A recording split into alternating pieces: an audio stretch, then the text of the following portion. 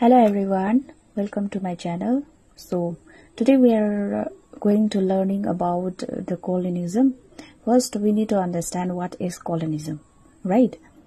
Colonialism भन्दाखेरि चाहिँ colonialism भनेको के हो भन्दाखेरि चाहिँ colonialism चाहिँ एउटा एकदमै स्ट्रङ अनि पावरफुल नेसन जो चाहिँ के छ पोलिटिकली एकदमै पावरफुल छ, इकोनोमिकली एकदमै पावरफुल छ, राइट?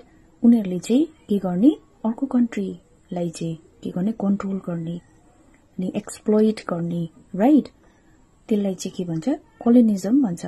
जो चाहिँ कुन चाहिँ कन्ट्रीलाई चाहिँ डोमिनेट गर्छ, कुन चाहिँ कन्ट्रीलाई चाहिँ एक्सप्लोइट गर्छ, राइट? कुन चाहिँ कन्ट्रीलाई चाहिँ कन्ट्रोलमा राख्छ भन्दाखेरि चाहिँ जुन चाहिँ कन्ट्री चाहिँ एकदमै पोलिटिकली इकोनोमिकली के छ ब्याकवर्ड छ, एकदमै वीक छ, त्यो कन्ट्रीलाई चाहिँ के गर्छ एक्सप्लोइट गर्छ, राइट?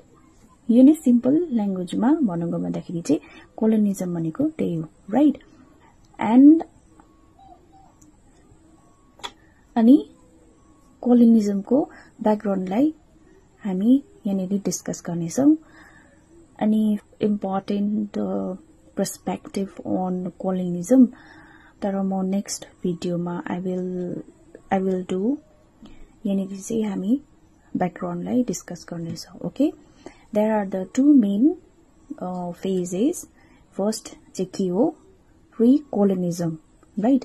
प्री कोलोनिजममा चाहिँ के थियो भन्दाखेरि चाहिँ जहाँनिर चाहिँ इन्डियामा हेरौँ भन्दाखेरि चाहिँ के थियो मुगल इम्पायर थियो, राइट? मुगलको किङडम थियो जसमा चाहिँ त्यति बेलाको टाइममा चाहिँ के गर्थ्यो एकदमै ल्यान्ड वाज इम्पोर्टेन्ट, हैन? अनि एकजना राजाले चाहिँ एउटा किङडमले चाहिँ अर्को किङडमलाई चाहिँ के गर्थ्यो क्याप्चर गर्थ्यो, हैन? जहाँनिर चाहिँ के हुन्थ्यो वार हुन्थ्यो एकअर्काको बीचमा के को लागि भन्दाखेरि चाहिँ उनीहरूको ल्यान्डलाई चाहिँ बढाउनको लागि, आफ्नो किङडमलाई इस्टाब्लिश गर्नको लागि, राइट? त्यो टाइममा चाहिँ के थिएन इकोनोमिक के थिएन, जति पनि लोकल इकोनोमिकहरु हुन्छ त्यो टाइममा चाहिँ के गर्थेन इकोनोमिकलाई चाहिँ इन्टरफेयर गर्थेन, राइट? अनि उनीहरुलाई चाहिँ के मेन गोल थियो भन्दाखेरि मेन एम्स के थियो भन्दाखेरि चाहिँ खाली उनीहरुलाई चाहिँ ल्यान्डलाई चाहिँ क्याप्चर गर्ने, राइट? अनि उनीहरुको किङडमलाई चाहिँ बढाउने, उनीहरुको त्यो मात्रै एम्स थियो। अनि जति उनीहरुले के गर्छ जति आफ्नो किङडम ठुलो बनाउँछ अनि आफूलाई के गर्थ्यो उनीहरुले पावरफुल सोच्थ्यो, उनीहरुले आफूलाई के गर्थ्यो सुपिरियर मान्थ्यो अनि आफूलाई के गर्थ्यो म चाहिँ हिरो भनेर चाहिँ के गर्थ्यो फिल गर्थ्यो, प्राउड फिल गर्थ्यो, राइट? अनि सेकेन्डमा हेरौँ है त, जुन चाहिँ सेकेन्ड फेज छ क्यापिटलिस्ट कोलोनिजम। यो टाइममा चाहिँ के थियो ब्रिटिश रूल, ब्रिटिशले चाहिँ के गरेको थियो जब ब्रिटिश रूल भयो इन्डियामा, जब ब्रिटिशले इन्डियामा रूल गर्न थाल्यो त्यहाँदेखि चाहिँ के भयो बिस्तारै के गर्दै गयो प्रफिट भन्ने कुरा आउँदै गयो, हैन? इकोनोमिक चाहिँ एकदमै इम्पोर्टेन्ट छ, हैन? त्यो कुरा भन्ने कुरा चाहिँ बिस्तारै के हुँदै गयो इमर्ज्ड हुँदै गयो। अनि यति बेलाको टाइममा के थियो भन्दाखेरि जति पनि ब्रिटिशहरुले इन्डियामा रूल गर्यो कि इन्डियाको लागि हैन, उनीहरुले चाहिँ आफ्नो मोटिभ्स थियो कि हामी चाहिँ के गर्ने प्रफिट बनाउनको लागि जति पनि इन्डियाको रिसोर्सेसहरु छ त्यो कुरालाई चाहिँ युज गरेर चाहिँ उनीहरुले आफूलाई चाहिँ के गर्थ्यो प्रफिट बनाउँथे, राइट? अनि जस्तै हामीले देख्न सक्छ कि क्याश क्रप भयो, हैन? उनीहरुले इन्डस्ट्रीजहरु के गरेको थियो बिल्ड गरेको थियो, अनि ल्यान्ड रिफर्म्सहरु ल्याएको थियो, हैन? रेलवेहरु के गरेको थियो इन्डियामा इमर्ज्ड गरेको थियो, के को लागि इन्डियाको लागि हैन, उनीहरुले आफ्नो बेनिफिट्सको लागि चाहिँ उनीहरुले के गरेको थियो यो कुराहरुलाई चाहिँ इन्ट्रोड्युस गरेको थियो, राइट? अनि तपाईहरुले बुझ्नु हुँदै होला नि है। इफ तपाईहरुलाई काइनेरी कन्फ्युजन छ भने तपाईहरुले कमेन्ट गर्नुहोस्, म कमेन्टमा डेफिनेटली रिप्लाई गर्नेछु है। अनि यसको इकोनोमिक अनि कल्चरलमा चाहिँ कस्तो खालको इम्प्याक्ट ल्यायो भन्दाखेरि चाहिँ फर्स्टमा चाहिँ कोलोनिजम चाहिँ पोलिटिकल डोमिनेसन मात्रै होइन, हामीले हेरौँ भन्दाखेरि सोसाइटीमा चाहिँ हाम्रो इन्डियामा हेरौँ भन्दाखेरि पनि आफ्टर कोलोनिजम ब्रिटिसले जब कोलोनाइज गर्यो हैन, त्यहाँदेखि चाहिँ इन्डियाको सोशल स्ट्रक्चरलाई चाहिँ के गर्यो, रिसेप गर्यो। जस्तै इकोनोमिकमा हैन, पोलिटिकलमा मात्रै होइन, इकोनोमिकमा, कल्चरलमा, हाम्रो लजमा हैन। अनिदाखेरि चाहिँ मिडल क्लास इमर्ज भयो, न्यू लजहरू इन्ट्रोड्युस भयो, न्यू लजमा के भयो, इन्डस्ट्रिजहरू बिल्ड भयो हैन। अनि यसको कारणले गर्दाखेरि अर्को इम्प्याक्ट पनि के भयो भन्दाखेरि चाहिँ नेसनलिस्ट भन्ने ग्रोथ भयो, राइट।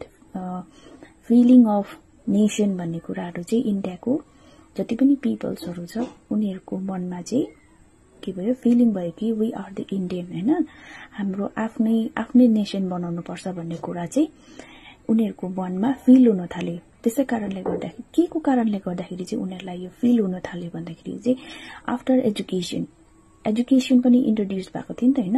त्यसै कारणले गर्दाखेरि इन्डियाको पिपलहरू पनि के भएको थियो, एजुकेटेड हुन थालेपछि चाहिँ उनीहरूलाई के भयो, सेल्फ कन्सियसनेस भन्ने कुरा हुन थाल्यो। त्यसै कारणले गर्दाखेरि चाहिँ उनीहरूलाई चाहिँ के हुन थाल्यो, हामी इन्डियन भएर हैन, हाम्रो नेसन भएपछि चाहिँ हामीले नै के गर्नुपर्छ, रुल गर्नुपर्छ भन्ने त्यो फिलिङहरू चाहिँ उनीहरूलाई हुन थाल्यो, राइट। अनि माइग्रेसन अनि लेबर मुभमेन्टहरू हुन थाल्यो। पहिलाको टाइममा के थिएन, माइग्रेसन भन्ने कुरा थिएन। जब कोलोनाइज भयो, राइट, ब्रिटिसले जब कोलोनाइज गर्यो इन्डियालाई, त्यहाँदेखि चाहिँ के हुन थाल्यो, माइग्रेसन। किन भन्दाखेरि चाहिँ के को कारणले गर्दाखेरि माइग्रेसन इस्टाब्लिस भयो भन्दाखेरि चाहिँ अर्बनाइजेसन भयो नि त हैन। अर्बनाइजेसन के को कारणले गर्दाखेरि भयो भन्दाखेरि चाहिँ इन्डस्ट्रिजहरू इस्टाब्लिस गर्न थालेको थियो हैन, एडमिनिस्ट्रेसनहरू बिल्ड गर्न थालिएको थियो, राइट। अनि रेलवेजहरू इन्ट्रोड्युस भएको थियो। अनि त्यो टाइममा चाहिँ लेबरहरू चाहिएको थियो हैन।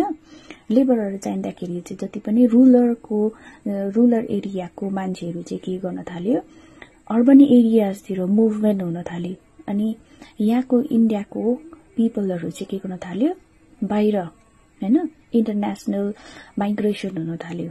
यहाँको मान्छेहरू चाहिँ इन्डियाको पिपलहरू चाहिँ बाहिर गएर के गर्न थाल्यो, पढ्नको लागि जान थाल्यो, राइट।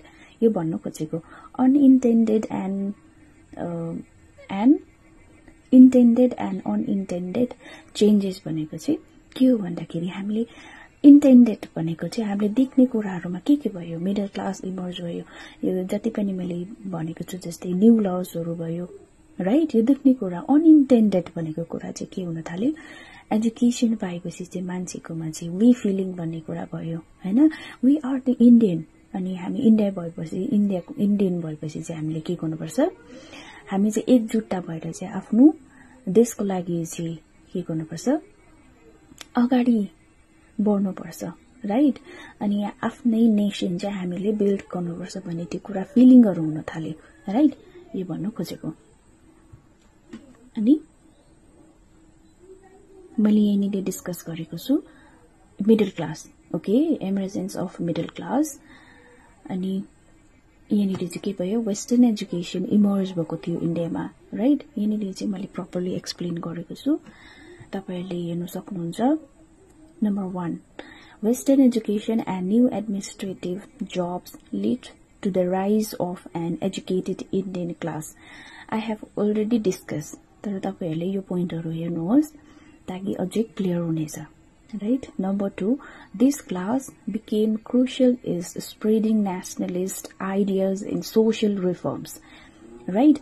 उनीहरुको मिडल क्लासको जति पनि मिडल क्लासको पिपलहरु थियो उहाँहरुले चाहिँ एकदमै इम्पोर्टेन्ट रोल प्ले गरेको थियो सोशल रिफर्म्सहरुमा। जस्तै हामीले देख्न सक्छौं कि सोशल रिफर्म्समा सती सिस्टमहरुको अगेन्स्टमा चाहिँ के गर्न थालेको थियो, आउन थालेको थियो, राइट? अनि चाइल्ड म्यारेज भन्ने कुराहरुमा उहाँहरुले चाहिँ के गरेको थियो, फाइट गरेको थियो, हैन? अनि is a focus on the manufacturing sectors, right? Shift from traditional crafts to modern industries. Number 2, establishment of railways, ports and factories to support British trade and raw materials extraction. Number 3, local industries suffer due to British imports, right? यहाँनिर चाहिँ के भन्दैछ भन्दाखेरि चाहिँ जति पनि local traditional जति पनि इन्डस्ट्रिजहरु थियो त्यो टाइममा प्री ब्रिटिश टाइममा जति पनि थियो त्यो टाइममा चाहिँ एकदमै भन्छ कि अब हिस्ट्रीमा भन्छ हैन इफ हामीले इन्डियाको हिस्ट्री हेर्यो भने चाहिँ के भन्छ भन्दाखेरि चाहिँ इन्डिया वाज भेरी रिच्ड हैन त्यति बेलाको टाइममा चाहिँ विलेजमा चाहिँ जस्तै रुरल एरियामा थियो हैन रुरल एरिया चाहिँ जति पनि रुरल विलेजेसहरु थियो उनीहरु चाहिँ के थियो अरूसँग डिपेन्ड थिएन मतलब सेल्फ डिपेन्डेन्ट भन्ने कुराहरु थियो जब ब्रिटिश आयो हैन इन्डियामा जब ब्रिटिशले कोलोनाइज गरे त्यहाँदेखि चाहिँ के हुन थाल्यो बिस्तारै बिस्तारै चाहिँ इन्डियाको ट्रेडिसनल इन्डस्ट्रिजहरु चाहिँ के गर्दै गयो भ्याल्युज इन्डियाको ट्रेडिसनल इन्डस्ट्रिजको भ्याल्युज चाहिँ गर्दै गयो किन भन्दाखेरि चाहिँ व्हाट वाज द रिजन भन्दाखेरि चाहिँ किन भन्दाखेरि चाहिँ ब्रिटिशले चाहिँ बाहिरबाट चाहिँ उनीहरुको नेसनबाट चाहिँ के गर्थ्यो कम्ती दाममा राइट कम्ती दाममा चाहिँ उनीहरुले प्रोडक्टहरु चाहिँ इम्पोर्ट गर्थे इन्डियामा त्यसैकारणले गर्दाखेरि इन्डियाको मान्छेहरुले पनि बिस्तारै ब्रिटिशको प्रोडक्टहरुलाई युज गर्न थाल्यो राइट त्यही कारणले गर्दाखेरि चाहिँ लोकल इन्डस्ट्रिजहरु चाहिँ के गर्दै गयो Migration and labor movement. Number 1, colonialism led to the both forced and voluntarily migration. Number 2, many Indians were sent to work in plantation in Africa and Southeast Asia. Number 3, migration changed family structures and global labor dynamics. Okay त्यहाँनिर चाहिँ के भन्दैछ भन्दाखेरि चाहिँ migration चाहिँ त्यो टाइममा चाहिँ के थिएन भोलिन्टियरली मात्रै थिएन हैन भोलिन्टियरली मात्रै माइग्रेट हुन्थेन तर फोर्सफुली पनि के हुन्थ्यो माइग्रेट गर्थ्यो जस्तै फर एक्जाम्पल हेरौँ भन्दाखेरि चाहिँ के गर्थ्यो इन्डियन पिपल्सहरुलाई चाहिँ के गर्थ्यो अफ्रिकामा चाहिँ प्लान्टेसन गर्नको लागि चाहिँ के गर्थ्यो लान्थ्यो या अनि माइग्रेसनले गर्दाखेरि चाहिँ व्हाट वाज द इम्प्याक्ट भन्दाखेरि चाहिँ फ्यामिली स्ट्रक्चरमा चेन्ज भयो हैन अनि पहिलाको टाइममा चाहिँ माइग्रेसन भन्ने कुरा हुँदैन तर ग्लोबली लेबर चाहिँ के हुन थाल्यो एउटा देशदेखि अर्को देशसँग चाहिँ माइग्रेट हुन थाल्यो केको लागि भन्दाखेरि चाहिँ काम गर्नको लागि राइट अनि फ्यामिली स्ट्रक्चर कसरी चेन्ज भयो भन्दाखेरि चाहिँ फ्यामिली स्ट्रक्चर चाहिँ पहिला के थियो भन्दाखेरि जोइन्ट फ्यामिली थियो पहिलाको टाइममा के थियो जोइन्ट फ्यामिली थियो तर आफ्टर इन्डस्ट्रियलाइजेसन हैन जब माइग्रेट भयो मान्छेहरु रुरल एरियादेखि अर्बन एरियाजमा हैन फ्याक्ट्रीमा काम गर्नको लागि त्यहाँदेखि चाहिँ के भयो न्युक्लियर फ्यामिली एस्टाब्लिश भयो राइट किन भन्दाखेरि चाहिँ अब त्यहाँनिर काम गर्नको लागि चाहिँ अब उसको फ्यामिली डलरलाई लिएर जान सक्थेन हैन उ अनि जो चाहिँ लेबर छ अनि उसको वाइफलाई चाहिँ के गर्थ्यो लिएर जान्थे वाइफ लिएर जान्थे त्यहाँदेखि चाहिँ उनीहरुको आफ्नै फ्यामिली एस्टाब्लिश भयो कि त्यहाँदेखि चाहिँ के भयो न्यू कन्सेप्ट स्टार्ट भयो कि न्युक्लियर फ्यामिली स्टार्ट भयो पहिला के थियो जोइन्ट फ्यामिली थियो त्यहाँदेखि बादमा चाहिँ के ट्रान्सफर भयो न्युक्लियर फ्यामिलीमा कन्भर्ट भयो राइट अनि इन्टेन्डेड एन्ड अनइन्टेन्डेड चेन्जेसमा चाहिँ के थियो भन्दाखेरि चाहिँ अनइन्टेन्डेड चेन्जेस चाहिँ लिगल रिफर्म्स भयो आई हेभ अलरेडी डिस्कस के भयो ल्यान्ड रिफर्म्स भयो जस्तै जमिनदार भयो रुथवारी भयो यस्तो उनीहरुले चाहिँ म्याक्सिमम के गर्न पर्थ्यो ट्याक्स तिर्नु पर्थ्यो ब्रिटिशलाई ओके अनि कल्चरल एसिमिलेसन भन्नुको मतलब चाहिँ के थियो भन्दाखेरि चाहिँ हाम्रो जति पनि इन्डियन कल्चर्स थियो त्यहाँदेखि चाहिँ बिस्तारै बिर्सिँदै गएर चाहिँ के गर्यो वेस्टर्न कल्चरलाई चाहिँ एडप्ट गर्न थाले जस्तै पहिलाको टाइममा धोती कुर्ता भन्ने कुरा लाउँथ्यो हैन तर आफ्टर के भयो बाहिरदेखि जति पनि प्रोडक्टहरु युज गर्न थाल्यो हैन इम्पोर्ट गर्न थाले ब्रिटिशले त्यति बेलाको टाइममा कि एकदम सस्तो पाउँथे हैन जस्तै फर एक्जाम्पल क्लोथ्स भयो हैन अनि क्लोथ्समा पनि के भयो टाई सुट भन्ने चाहिँ एकदमै इम्पोर्टेन्ट दिन थाल्यो हैन वेस्टर्न कल्चर नै एकदमै राम्रो भन्ने कुरा चाहिँ के हुन थाल्यो मान्छेको इन्डियाको मान्छेको माइन्डमा चाहिँ बस्न थाल्यो ओके कोलोनियल आर्किटेक्चरमा हेरौँ भन्दाखेरि हामीले देख्न सक्छौं कि अहिलेको टाइममा बिल्डिङ्सहरु भयो हैन बिल्डिङको स्ट्रक्चरहरुमा हामी देख्न सक्छौं जस्तै हामीले इन्डियाको हाम्रो पहिलाको जति पनि आर्किटेक्चर स्टाइलहरु हामीले बिर्सिँदै गएका छौं हैन हामी जति पनि देख्छौं जस्तै फर एक्जाम्पल जति पनि शपिङ मलहरु देख्छौं हैन जति पनि ठुलठुलो जस्तै बिल्डिङ स्ट्रक्चरहरु देख्छौं हैन इन्फ्लुएन्स भएको छ नि त हैन ब्रिटिशहरुकोबाट हामीले के गरेका छौं इन्फ्लुएन्स गरेका छौं राइट अनि अनइन्टेन्डेड चेन्जेसमा चाहिँ के आउँछ भन्दाखेरि spread of western education created a politically aware society यसमा चाहिँ के गर्छ भन्दाखेरि चाहिँ अनइन्टेन्डेडमा चाहिँ के छ भन्दाखेरि चाहिँ अनइन्टेन्डेड चेन्जेसमा चाहिँ के छ भन्दाखेरि चाहिँ आफ्टर एजुकेटेड हैन जब वेस्टर्न एजुकेसन इन्ट्रोड्युस्ड गर्यो इन्डियामा हैन जब मिडल क्लास पिपलहरु चाहिँ एकदम एजुकेटेड भयो हैन आफ्टर दैट चाहिँ अब एजुकेटेड मिडल क्लासहरुलाई चाहिँ उनीहरुलाई चाहिँ अवेयर हुन थाले कि हामीलाई चाहिँ के गरिरहेको रहेछ युटिलाइज गरिरहेको रहेछ यिनीहरुले चाहिँ हामीलाई चाहिँ के को उनीहरुको बेनिफिट्सको लागि चाहिँ युज गरिरहेको रहेछ भन्ने कुरा चाहिँ उनीहरुले सेल्फ अवेयरनेस हुन थाले राइट कार्ल मार्क्सको टर्ममा भन्नुगा भन्दाखेरि चाहिँ क्लास इन इटसेल्फ देखि चाहिँ क्लास फर इटसेल्फ हुन थाल्यो इट मीन्स मान्छेहरु चाहिँ के थियो पहिला सेल्फ अवेयरनेस थिएन भने चाहिँ आफ्टर एजुकेसन चाहिँ उनीहरुले एजुकेटेड भएपछि चाहिँ उनीहरु सेल्फ अवेयरनेस भयो हैन अनि उनीहरु र्याशनल बीइङ हुन थाल्यो हामी चाहिँ के हुनुपर्छ आफ्नो देशको लागि चाहिँ के गर्नुपर्छ फाइट गर्नुपर्छ ब्रिटिशको अगेन्स्टमा जानुपर्छ ताकि हामीले चाहिँ के गर्नुपर्छ आफ्नै ओन नेसन चाहिँ के गर्नुपर्छ बिल्ड गर्नुपर्छ भन्ने कुराहरु चाहिँ उनीहरुले सोच्न थाल्यो राइट अनि यहाँनिर भनेको छ कि last point rise of class that eventually led a resistant against colonialism यहाँनिर त्यही भनेको छ कि मिडल क्लास जुन चाहिँ नयाँ क्लास बिल्ड भएको थियो हैन नयाँ क्लास इमर्ज भएको थियो उनीहरु नै बादमा गएर चाहिँ के भयो ब्रिटिशको अगेन्स्टमा उनीहरु खडा हुन थाल्यो ओके इट मीन्स अगेन्स्टमा जान थाल्यो conclusion okay Number first point is colonialism means the political and economic control of one country over another. Number two, in India, it happens in two phases.